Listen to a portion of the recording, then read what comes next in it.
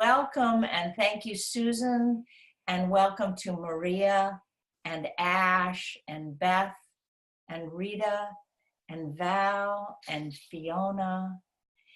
And welcome to Panos and Heather and Jean and Abigail and Bob and Jerry. And we may have more people coming in, as Susan said.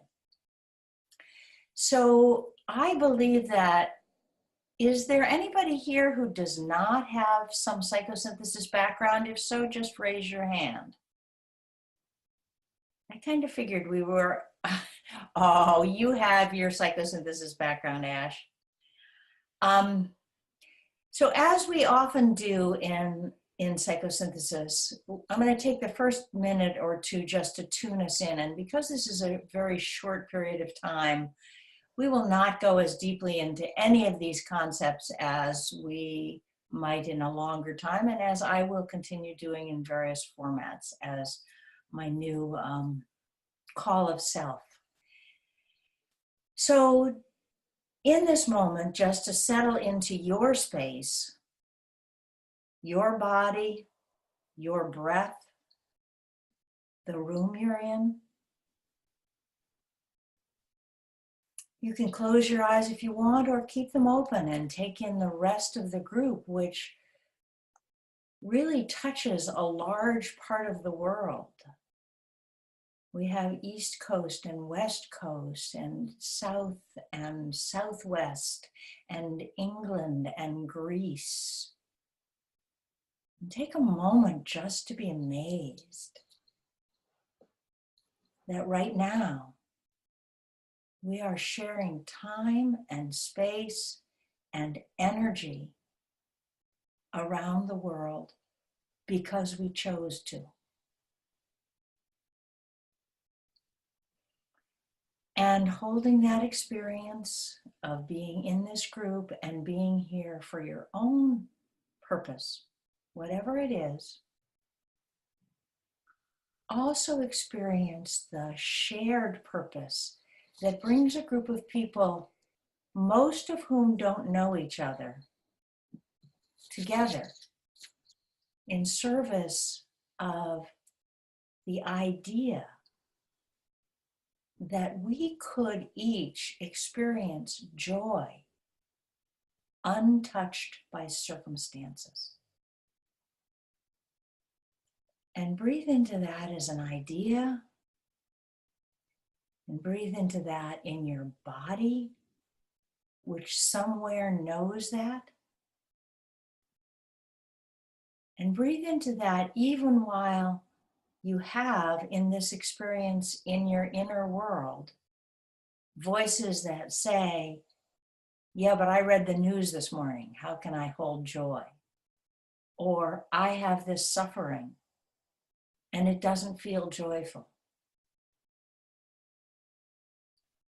So many things that seem on the surface to counter the invitation from Roberto Assagioli to be able to hold joy untouched by circumstances. But with a leap of faith, your own experience in psychosynthesis, your own experience in the world where you've been surprised by feeling something akin to joy when everything around you was bleak. Let that settle in.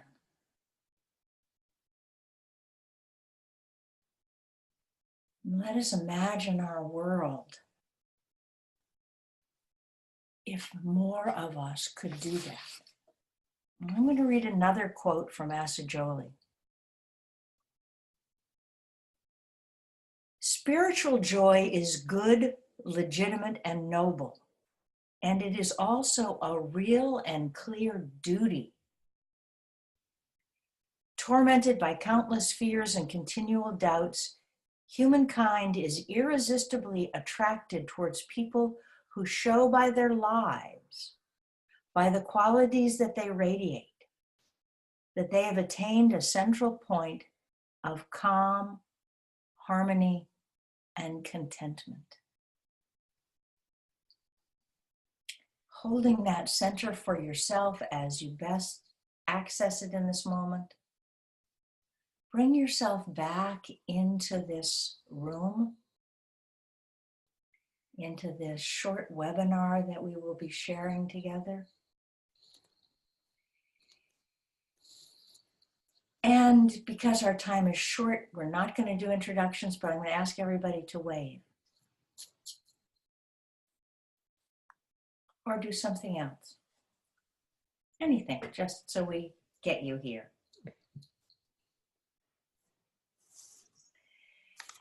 Thank you.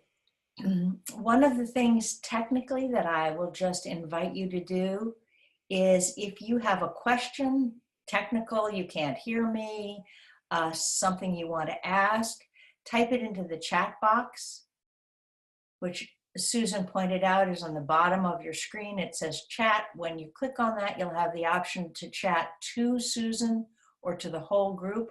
I think probably for our purposes in this moment, you'll just chat to her if you have something you want to say. If there's something that you want to say out loud in the group, raise your hand.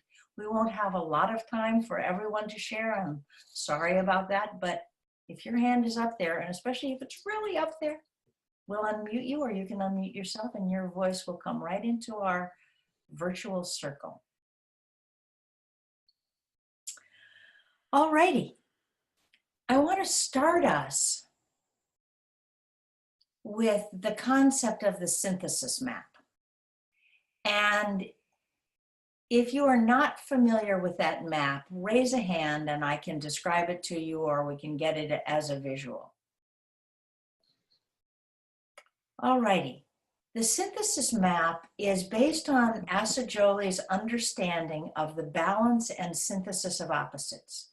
So right here you see in my hands the bottom points of a triangle, and at the top of my head is the top of a triangle.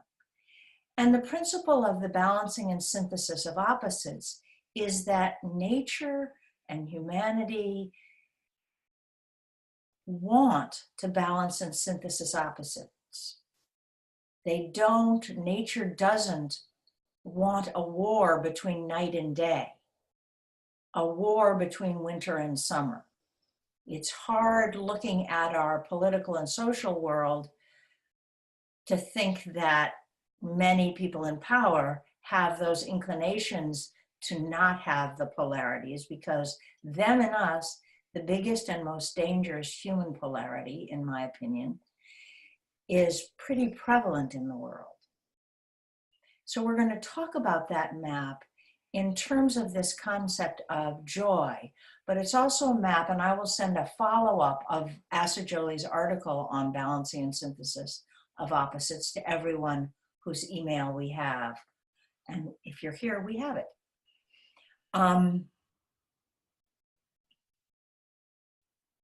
If we play with it just for a minute and we play with this map in outside of this context, we can talk about an inner experience.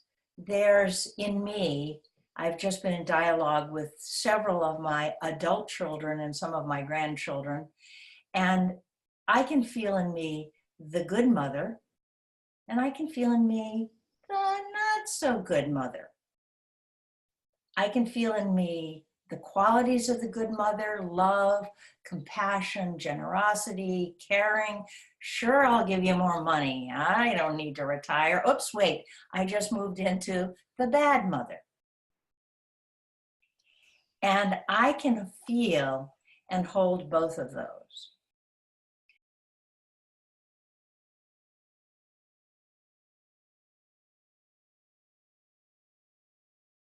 And if I come to understand them more in the spiral and synthesis towards a higher and more integrated truth, there is the human mother, who can carry both all of the positive qualities of the good mother, the love, the compassion, the generosity, and the needs or qualities of the so-called bad mother, like set a boundary, say no. What? I can't say no. Say no. Be able to say no. And as I hold those two, just to use well, it's not simple if you have children, but it's a simple example to show. What you're seeing is how easy it is for me, and maybe for many of us in many different circumstances, to get lost in one side or the other. I can remember when I was first in training as a therapist, and my eldest son, who's now 44, was maybe 8. And I was holding my therapeutic presence with like full power. And he was being a pain in the neck. And he knew it. And in his little pea brain, his intention was to break me, because I was being so compassionately therapeutic about whatever ridiculous thing. I think he wanted a monkey. And he finally broke me, and I picked up my cup and threw it, not at him, but on the ground. And then he was completely relieved. It was like, okay, hi, Mom. I'm going out to play now. Because I had so lost myself in what he could sense immediately, just as a kid, the qualities and tightness of one side of the equation. I will be good and patient forever until he proves to me that I won't. And that I realized that earlier, I could have stopped that polarity in me. So you will undoubtedly recognize that in many, many places in your life where we do that. In our inner worlds, in our outer worlds.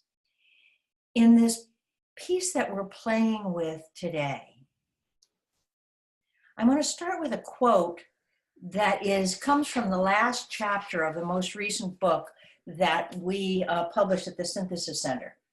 And it's a great book, if I do say so myself, which is easier to say because I edited it. I didn't write it.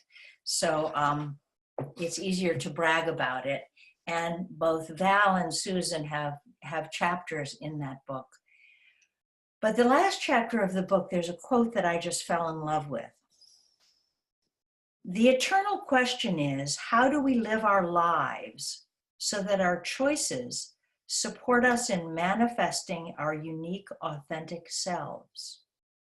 What guides us and supports us in making these choices? Who are we as unique beings, and what is our essence, wanting to be released into the world just as the rose's scent is released into the ether?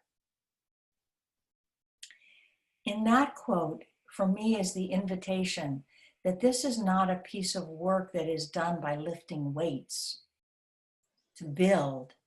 This is a piece of work that is done by letting go into the truth of who we are. So when Asa Jolie talks about spiritual joy, he is talking about, he also says, and it's very important to hear this, and there is the piece that gives us an invitation, and maybe you'll feel it in yourself, even a mandate, to begin to stop playing at the horizontal end of the triangle, where the polarities are, we can use lots of words, but the polarities tend to be happiness and pain. And I can read the news and I can feel pain, and then I can be grumpy, and then my granddaughter comes over and I'm immediately happy. And I forget about the news. Didn't forget about whatever that animal was that just jumped up on my deck and made a loud noise. We have a lot of wildlife lurking around. So if you think about pain and happiness as two words that hold a polarity, what joy, this higher synthesis, allows us to do is to hold the both and of pain and sorrow, happiness and unhappiness in one moment. So in this moment, just to keep us a little bit engaged, what I'd like you to do is to smile, and make it a silly smile so we can all see it. And there will be a test. Hi, Judy. And at the same time, think a sad thought.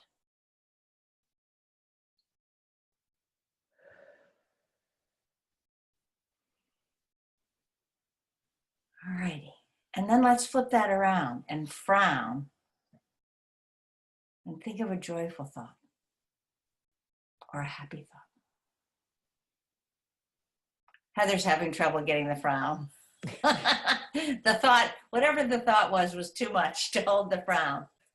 To finish this map, if we can hold both pain and happiness in one breath, and you've seen it happen. You've seen it happen. It often happens at,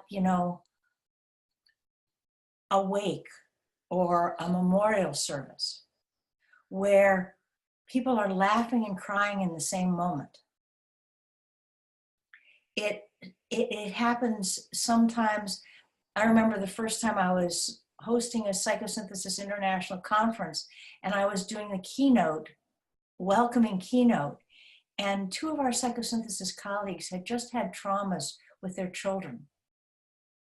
One who was in a coma, another one who had serious surgery. And I was sitting there welcoming 100, 150 people and thinking about these two men, as it was, who were psychosynthesis colleagues, and their children. And I found myself talking about wonderful things and weeping at the same time. And I discovered what I think we now know, that you actually can cry and talk at the same time. Judy recognized that one. And the most moving speeches we ever hear are speeches where you can see in the speaker both the joy and the sorrow in the same moment. And so that's what we are doing with happiness and unhappiness, sadness, pleasure. And what happens in this synthesis triangle, I can't make my fingers go out to the side anymore. Maybe I can make the triangle like that. Is that a triangle? Kind of. If you look down, out past the horizontal, if we have happiness and pain on the two sides of the horizontal level of the triangle, one of the things that we do to begin with is try to come into the middle and say, today I feel both happiness and pain. It was painful to read the news. It was happy actually to read the Daily Good, my antidote to CNN, a blog that comes in every day or a little news thing. And I can hold both, and I'm right in the middle.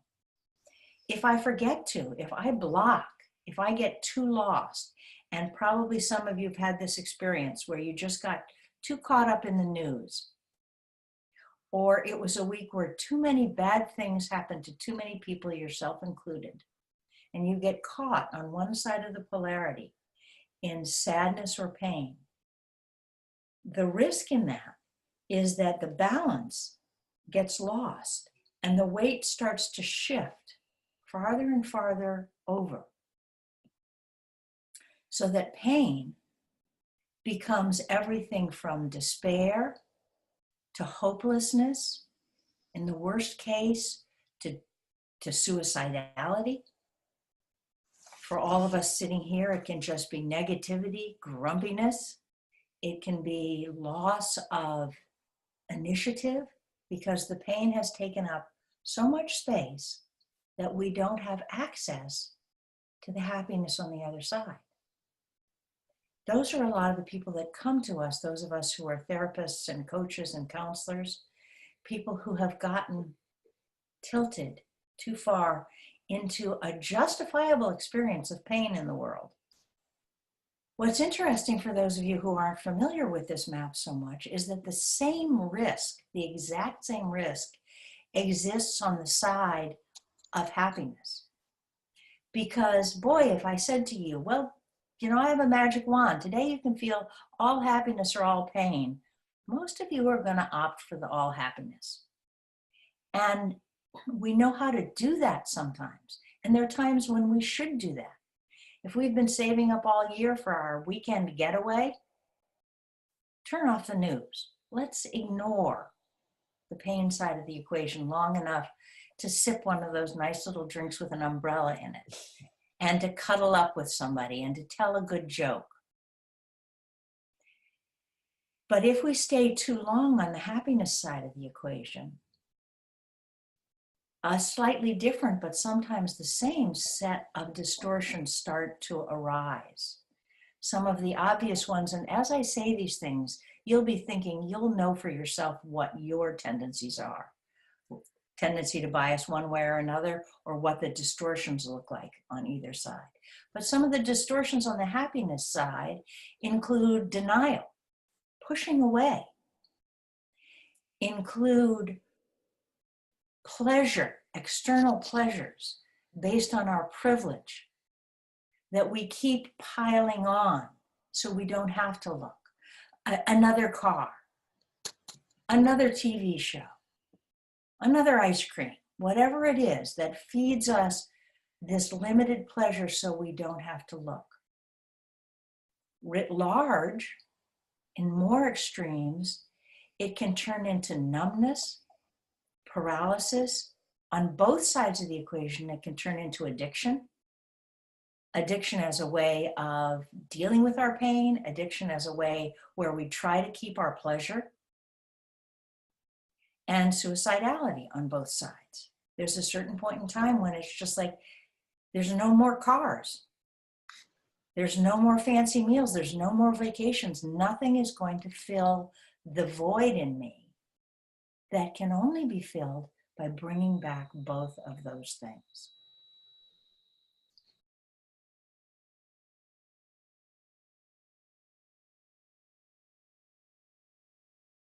Think about this balancing and synthesis of opposites.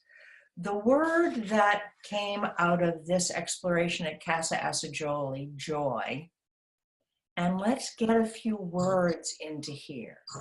When I personally allow my pain and my happiness to synthesize, I experience, I'm going to just call on people, Maria. And yes, the first word that came to mind was trust. Trust. Yeah. And Rita. No words. No words. And that too is a very interesting comment. It's not an absence of comment because it is the quiet mind. It stops talking. Jean, you have muted yourself, I think, or you're unmuted. Jean, what comes to you? Well, the first word that came in was goodness. Goodness. And if we start listening to these words, we're going to hear a much fuller package. Val, what about you? Surrender. Surrender. Abigail. Present. Presence. Ash. And you're muted. Susan, can you unmute Ash? I have everybody unmuted, so Ash will have to unmute. You may have yourself muted, Ash, but you could type it in. Okay. Oh, I just did Here it. it is. Thank you. I was going to say presence. Yes. All righty. And Beth, I know you're sick and I can't see you, but you're there all sniffly. Can you sniffle out? Compassion. Compassion. Good thing to have when you're feeling really sick. Panos. Gratitude. Gratitude. And will you say that in Greek? Ευγνωμοσύνη.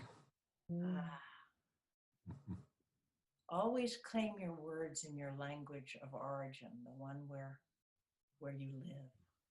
Fiona. Thank you. Love. Love. All righty. Heather. Alive. alive. Bob and then Judy. Okayness. Okayness. Oh, I love that one. That's so, right there. Just every day. Judy. Mine was authenticity. Authenticity. All righty. And the pictures have moved around on my screen, so if I've asked you already and you've responded, you can get to respond again. Abigail, I don't think we heard from you. Yes, we did. I said presence. Yes, you did. When you were in a different corner of my screen. I don't know how that happens that they move. How about you, Susan? Present speaks to me as well. And Jerry? I have 2 words, mindful compassion. Mindful compassion. And that's a nice balance on that synthesis map, which is often looked at as the yin and yang. Mindful and compassion hold the yin and yang. And we have 541 here. Are you actually here, 541? And who are you? Hi, it's Meredith. Oh, hi, honey. I'm throwing kisses at you, but you can't see. Okay, me you too. Hi. Many words have already been said, but one that's left for me is acceptance. Acceptance. So if we feel into that set of words, what we know is that this call, Asajoli says, as a duty for us as people who have some interest in saving the world, that seems fair to say, who are called in our hearts and minds towards enacting goodness, love, acceptance, living in surrender, but not surrender to a polarized force. That's like, all right, don't shoot, don't shoot. That's not the surrender that Val is talking about. It's that. What I am left with is, what the heck do we do about it? I understand why we don't want to get caught in the 2 polarities, and especially in the distortions. So what is the work that the work or play or practice, and those 3 words now tell us a lot, that we can do to help this spiral movement towards synthesis? And I'll throw out a few things that just come to mind, because the first one we've all said, or many of us have said as the synthesis point: presence. Presence in the moment to the what isness. So feel that right now. Just notice the what isness in your body.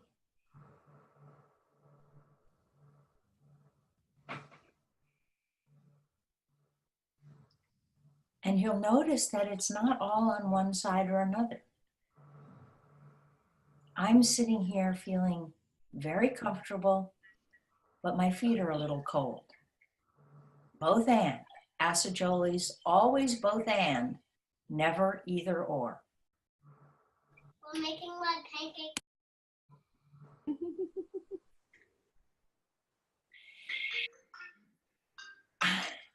That is Val's son, I imagine. He's making mud pancakes. He wanted to save one for me. Make sure he cooks it well.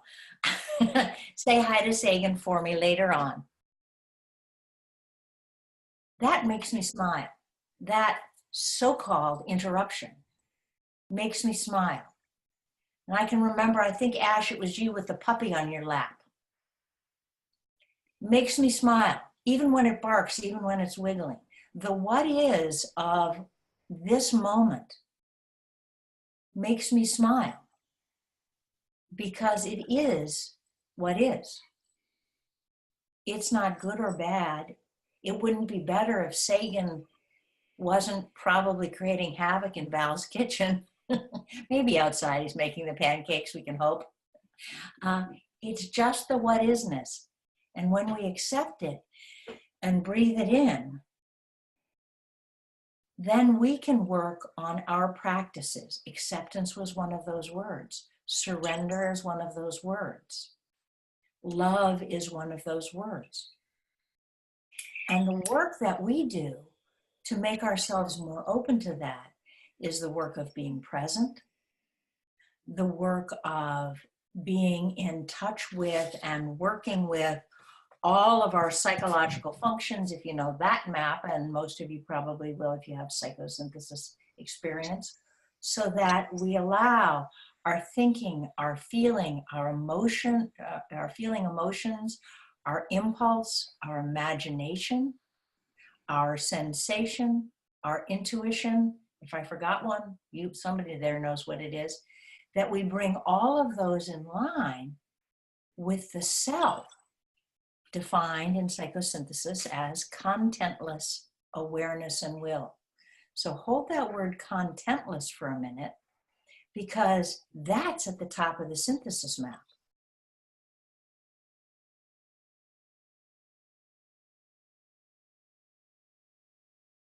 Show me love. Acceptance, show me acceptance. Presence, show me presence. It does not exist as a manifest form. Our job is to both hold it qualitatively and then find the forms through which we can be the people who show by their lives, by the qualities we radiate, that we have attained a central point of calm, harmony, and contentment, and add every one of those other words to that.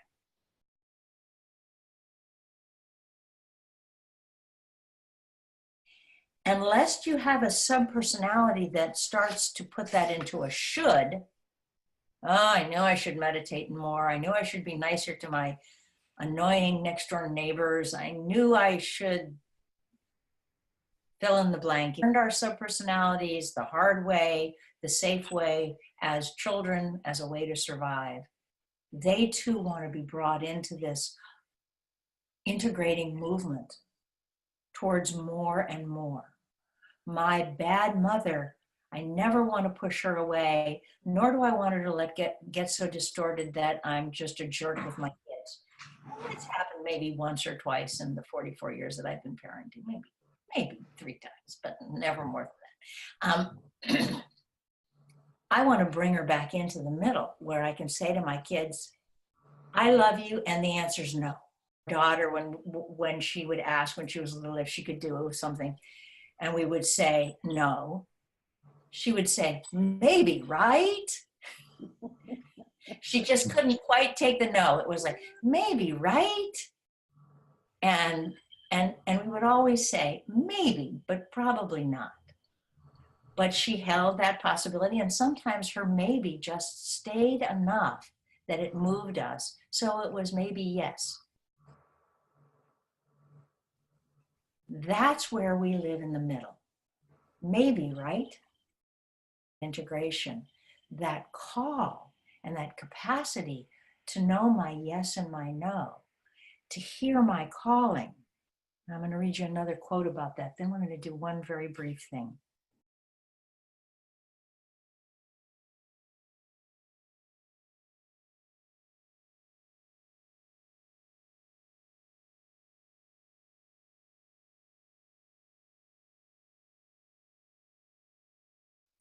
Passing in inner quietness, slowly listening to hear the right word.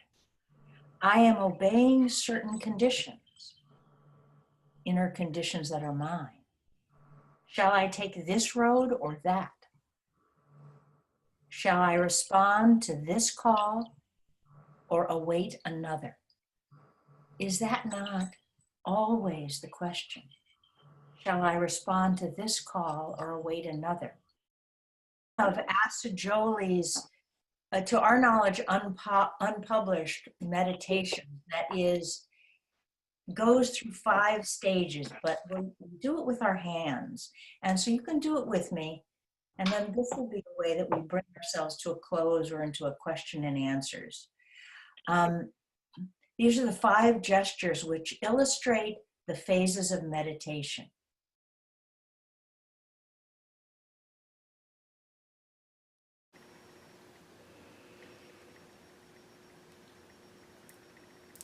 Recollection and concentration. centering in oneself. Elevation towards the self, aspiring. Reception, awaiting the message, the energy of the universe. Infusion, allowing the energy or the message to come in to body, feelings, mind, and personality. Distribution and expression, sending out into the world that which has been brought in. Ending with a Buddhist meditation. Let us visualize the planet and all beings on it. Love to all beings in the north, the south, the east, the west, above and below.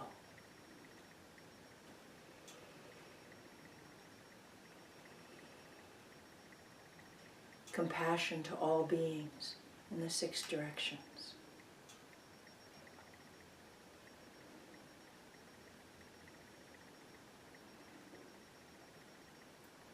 Joy to all beings in the 6 directions.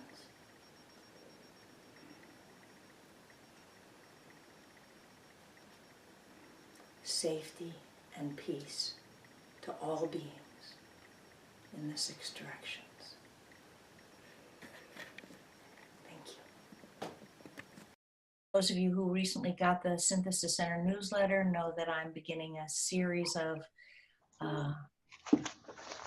more in-depth webinars. And buy this book because it's great. It's got authors from around the world in it.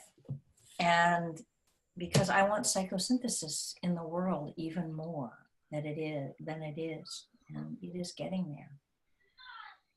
I want to end us with a poem. No, not a poem, but a part of a poem or a statement from somebody who did not study psychosynthesis, Walt Whitman. I am larger, better than I thought. I did not know I held so much goodness.